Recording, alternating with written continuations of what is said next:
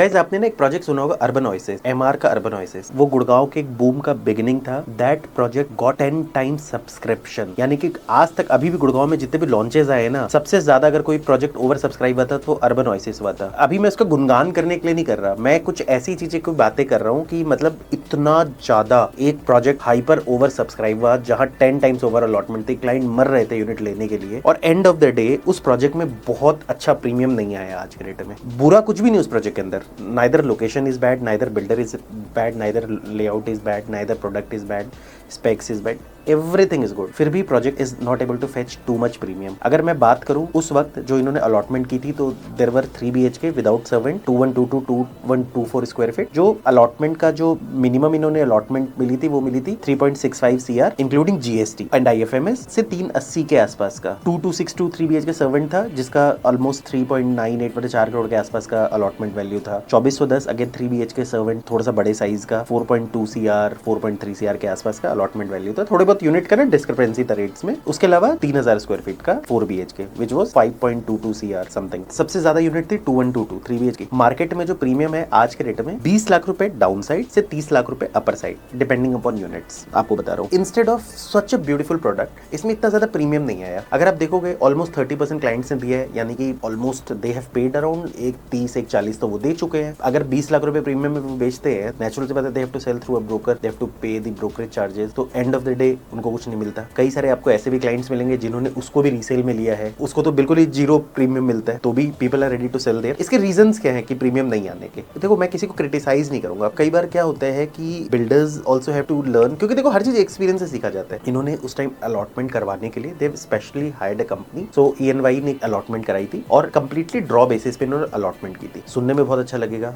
Draw basis पे allotment हुई। इसका ना एक फॉल बैक हो गया। फॉल बैक क्या हुआ? फॉर एग्जाम्पल, उस टाइम मार्केट में बहुत सारे एंड यूजर भी थे और उससे 3 टाइम्स ज्यादा इन्वेस्टर्स भी थे। लॉट बना होगा, सबको मिला के बना होगा। यहाँ हम उसको भी कंसिडर करेंगे, कुछ क्लाइंट ने अलग अलग फैमिली मेंबर्स के नाम पे बुकिंग दी होगी, ये वो इस तरह से करके। सपोज बाय द वे मेरा कहना है कि सपोज अगर आपके पास 400-500 फ्लैट्स हैं, कंपनी ने रैंडमली यूनिट्स अलॉट कर दी, उसमें क्या हुआ? अगर परसेंटेज 30-70 का था, यानी 30% एंड यूजर थे, 70% इन्वेस्टर्स थे। अगर मैं ये भी मान के चलूं कि उसी प्रपोर्शन में यूनिट अलॉट हो गई, यानी कि 70% for no reason unit got allotted to the investor. उसमें भी क्या हुआ? कई ना बड़े शॉर्ट टर्म इन्वेस्टर्स यूनिट आ गए। क्यों? क्योंकि सबको लगा यार एक विंडफॉल गेन है, 10 टाइम्स ओवर अलॉटमेंट है यार, बस जैसे शेयर मार्केट में कई बार IPO आता है, आप डबल रेट पे बेच देते वाली बात है कि लोगों को लगा बस यार बुकिंग कराएंगे, बस 50-60 लाख रुपए प्रीमियम लेंगे और निकल जाएंगे, एक्सेप्ट करेंगे। दूसरी तरफ आपको बता दूं, जो एंड यूजर था उसको यूनिट्स नहीं मिली। अब एंड यूजर को भी यूनिट मिली, तो आप हमेशा ध्यान रखना, जब भी कोई बंदा प्रॉपर्टी खरीदने आता है ना, he has certain choice. Actual में एक बंदा खरीदने आता है, he can be a buyer of a lower floor, he can be buyer of a middle floor, he can be buyer of a higher floor. Somebody feels vastu, somebody doesn't see the vastu. हर तरह के and user होते हैं। Entry का भी किसी को issue होता है, किसी को कुछ होता है। देखो, जो एंड यूजर है 3-4 मतलब वो एक सर्टेन उसकी अपनी रिक्वायरमेंट्स होती है। अब क्या हुआ? जो बंदा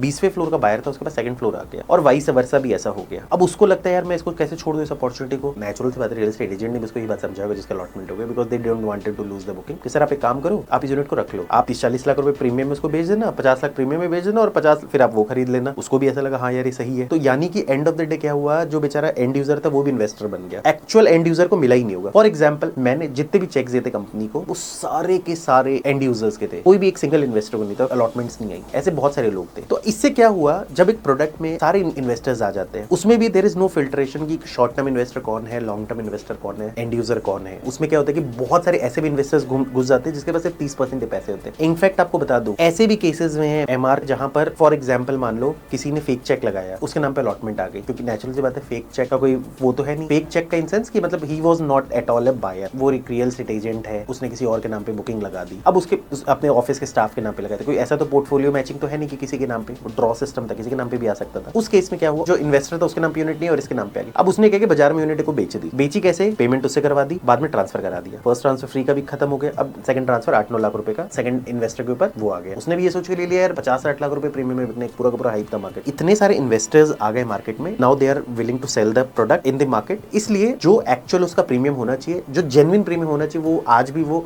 उस लेवल पे नहीं पहुंचा है। अब बेसिकली इसका राइट तरीका क्या होता है, मैं कहता हूँ इसे ना थोड़ा सा हमें डीएलएफ से सीखना पड़ेगा। हमेशा डीएलएफ कोशिश करता है थोड़े से प्रोफाइल सिलेक्शन को लेके। दूसरी चीज, डीएलएफ मेक श्योर कि there is certain lock in period. मैं कह रहा हूँ बिल्डर के पास दो चॉइस होते हैं। एक तो आपका माल अगर अंधाधुन बिक रहा है उस सर्टेन डे, बिल्डर को हर सीन देखना पड़ता है। आज एमआर का DG home was tough selling product in the beginning, that fetched a very good premium, but जब वो अर्बन ओएसिस बेच रहे थे तब उस time market was excellently well, rates भी बहुत अट्रैक्टिव थे। आपके फिल्ट्रेशन प्रोसेस ऐसा होना चाहिए था कि you could have selected lot of and user. आप लॉक इन लगाते, बेनिफिट्स देते। सपोज मान लो कि अगर आप एंड तक रखते हो तो हम उसका एक अलग बेनिफिट देंगे, या बीच में बेचोगे तो हम ये इस तरह के पेनलाइजेशन करेंगे। इससे क्या होता है, प्योर एंड यूजर आ जाते हैं और मार्केट में तो यूनिट नहीं आती। तो जो चीज आज 20 लाख 25 लाख प्रीमियम में चल रही है मार्केट में, वो 50-60 लाख 1 करोड़ रुपए प्रीमियम में चलती चीज है। मार्केट में ना सर्टेन लेवल ऑफ प्रीमियम में आती चीज है। बिल्डर का दूसरा तरीका अलॉटमेंट करने का क्या होता है, हमेशा ना बिल्डर को ये कोशिश करनी चाहिए, गिव द प्रायोरिटी नंबर। जिस लेवल पे दिया, instead of giving the unit number directly, उनको एक ड्रॉ सिस्टम से ना प्रायोरिटी नंबर्स निकालना चाहिए था। दूसरा तरीका ये हो सकता था, एक तो फिल्ट्रेशन ऐसे कर लेते, दूसरा क्या होता है सिस्टम, कई बिल्डर्स क्या करते, पहले चेक इन कैश करते बुकिंग अमाउंट का, देन दे गिव अलॉटमेंट। उससे तरीका क्या होता है कि जो बोगस बायर्स होते हैं ना इस तरह के, वो नहीं घुसते। तीसरी चीज क्या होती है कि मतलब एक प्रायोरिटी नंबर आप दे देते हो नंबर वाइज 1 2 3 4 5 6। इससे क्या होता है, सपोज बाय द वे एक नंबर आता है, उसको उसके लाइक यूनिट मिली,